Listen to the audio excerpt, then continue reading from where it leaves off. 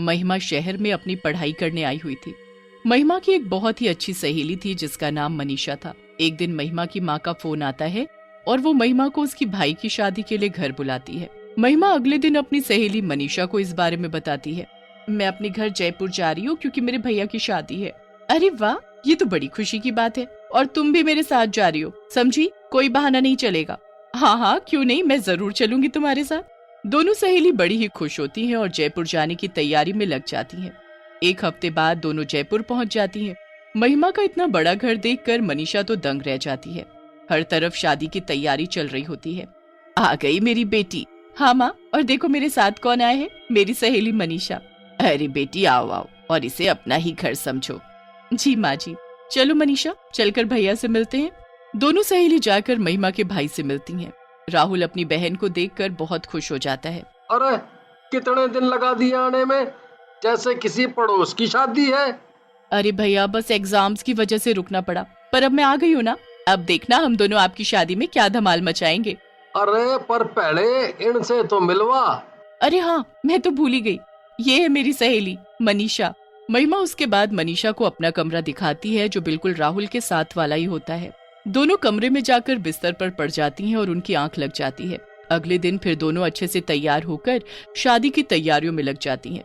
2 दिन बाद राहुल की शादी हो जाती है और उनके घर एक सुंदर सी दुल्हन आ जाती है। अरे महिमा, ये तुम्हारी भाभी घूंघट क्यों किए हुए हैं? अरे ये शहर थोड़ी है, यहाँ बड़ों बड़ों को घूंघट करना ही पड़ता है। पूरी शादी अच्छे से निपट जाती है।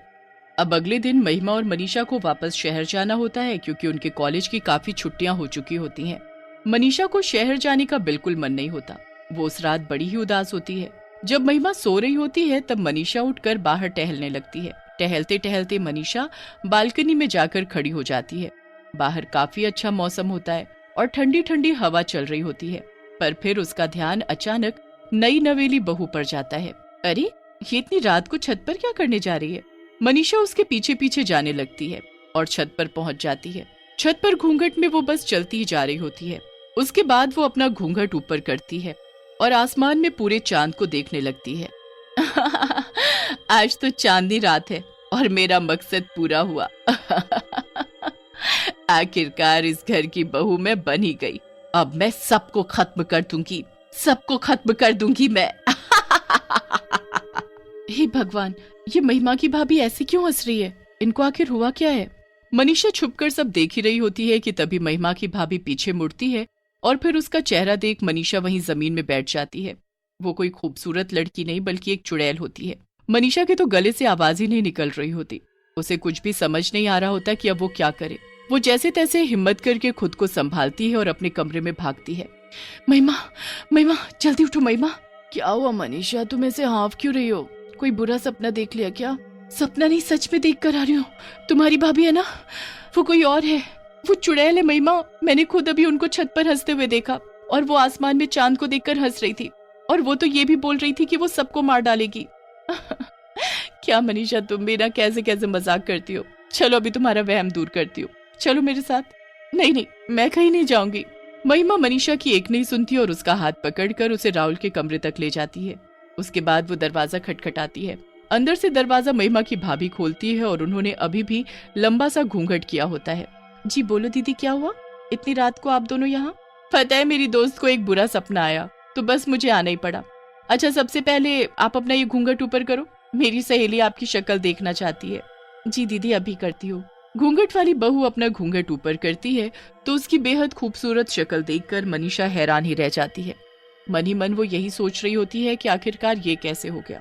उसने खुद अपनी आंखों से उसका चुड़ैल वाला चेहरा देखा था। महिमा फिर मनीषा का हाथ पकड़ती है और उसे चलने को कहती है। दोनों अपने कमरे में वापस जाने लगते हैं। जाते हुए मनीषा एक बार फिर से पीछे मुड़कर देखती है तो उस घूंघट वाली बहू की अजीब सी मुस्कुराहट उसे और परेशान कर देती है। वो मनीषा को देखकर ऐसे मुस्कुरा रही थी जैसे मानो उसे चेतावनी दे रही हो कि आगे से मुझसे पंगा मत लेना। मनीषा को ये सब बिल्कुल सही नहीं लग रहा होता। उसे बस इतना समझ आ रहा होता है कि उसे अब वहीं रहकर सब ठीक करना है और सबके सामने उस घूंघट वाली चुड़ैल बहू का सच लाना है, वरना सबकी जान खतरे में पड़ जाएगी। अगले दिन मनीषा शहर जाने के लिए सीढ़ियों से बैग लेकर उतर रही होती है कि तभी वो सीढ़ियों से गिरने की एक्टिंग करती है। मैं गिर गई। हे भगवान, ये क्या हो गया? मेरा पैर टूट गया। हे भगवान, ये क्या हो गया? भैया जल्दी आओ, मनीषा को उसके कमरे में ले चलो। घूंघट से चुड़ैल बहू ये सब देख रही होती है। इसकी इतनी हिम्मत जो ये मेरे पति की गोद में जाएगी, इसे तो मैं बताऊंगी। अरे बहू, यहाँ क्या खड़ी खड़ी देख रही है? चलो मेरे साथ रसोई में और जल्दी से मनीषा के लिए बाम और हल्दी वाला दूध लेकर आओ। जी माँ जी। घूंघट वाली चुड़ैल बहू रसोई में अपनी सास के साथ जाती है और एक ग्लास में हल्दी वाला दूध बनाती है। उसकी सास भी वहाँ खड़ी मनीषा के लिए एक काढ़ा तैयार करती है। अंदर ही अंदर वो गुस्से से पागल हो रही होती है। वो दूध में जादू कर देती है और जाकर मनीषा को दे देती है। मनीषा को पहले ही शक होता है कि दूध में कुछ गड़बड़ है, इसलिए वो गलती से ग्लास को गिरा देती है। अरे बहू, कैसे ग्लास पकड़ा रही हो? देखो गिर गया। चलो जाओ, पोछा लाओ और साफ कर दो। सब लोग मनीषा की देखभाल में लग जाते हैं और कुछ दिन के लिए उनका शहर जाना कैंसिल हो जाता है। घूंघट वाली चुड़ैल बहू से ये सब देखा नहीं जा रहा होता। वो रात होने का इंतजार करती है। जैसे ही रात होती है और सब सो जाते हैं, वो छत पर जाती है और अपना घूंघट ऊपर करके आसमान में चांद को देखने लगती है। मुझे शक्ति चाहिए, मुझे शक्ति चाहिए। मैं सबको जल्द से जल्द बर्बाद कर सकूं, मुझे ऐसी शक्ति चाहिए।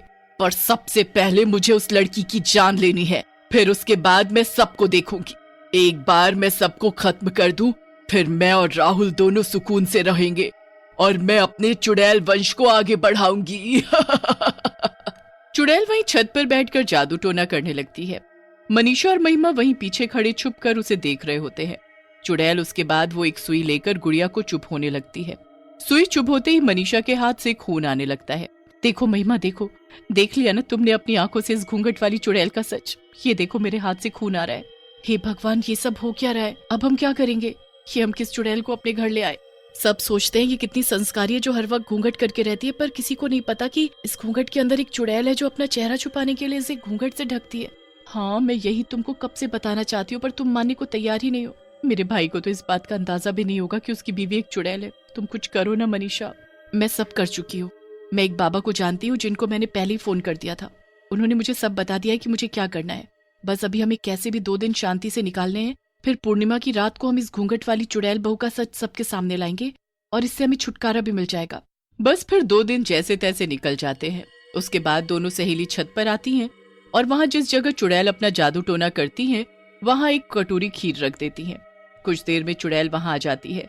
मनीषा और महिमा बाकी घर वालों के साथ छुपकर चुड़ैल के आने का इंतजार कर रहे होते हैं। कुछ ही देर में चुड़ैल वहां आती है। वो अपना घूंघट ऊपर करके खीर देखकर बड़ी हैरान होती है। चुड़ैल को कुछ समझ नहीं आता, पर वो खीर देखकर रह नहीं पाती। वो उस कटोरी को उठाती है और खीर चखने लगती है। जैसे ही वो खीर खाती है, उसे उल्टी होने लगती है। ये क्या है? ये मुझे क्या हो रहा है? चुड़ैल जमीन में गिर जाती है और तभी सब घर वाले वहां आ जाते हैं। इसका अंत अब आ चुका है। इसने मेरी बनाई हुई खीर खा ली है। ये सब तेरा किया धरा है। तुझे तो मुझे उसी दिन मार देना चाहिए था। हाँ, पर तूने बहुत देर कर दी। चुड़ैल तड़प तड़प कर मरने लगती है। उसके बाद पूर्णिमा के चांद की रोशनी उस चुड़ैल पर उल्टा असर करने लगती है। उसे ताकत देने की जगह वो उसे जला देती है और चुड़ैल राख में बदल जाती है। सब उस घूंघट वाली चुड़ैल बहू से मुक्ति पा लेते हैं, पर राहुल बहुत दुखी होता है। अब अगले दिन मनीषा और महिमा भी वापस शहर जाने लगते हैं, पर जाते जाते राहुल के माता पिता मनीषा से कहते हैं, क्या तुम हमारे बेटे से शादी करोगी? मनीषा ये सुनकर मुस्कुरा देती है। बस फिर मनीषा शहर चली जाती है और राहुल उसकी पढ़ाई पूरी और उसके वापस आने का इंतजार करता है। पढ़ाई पूरी होने के बाद दोनों की धूमधाम से शादी हो जाती है और मनीषा महिमा की भाभी बन जाती है।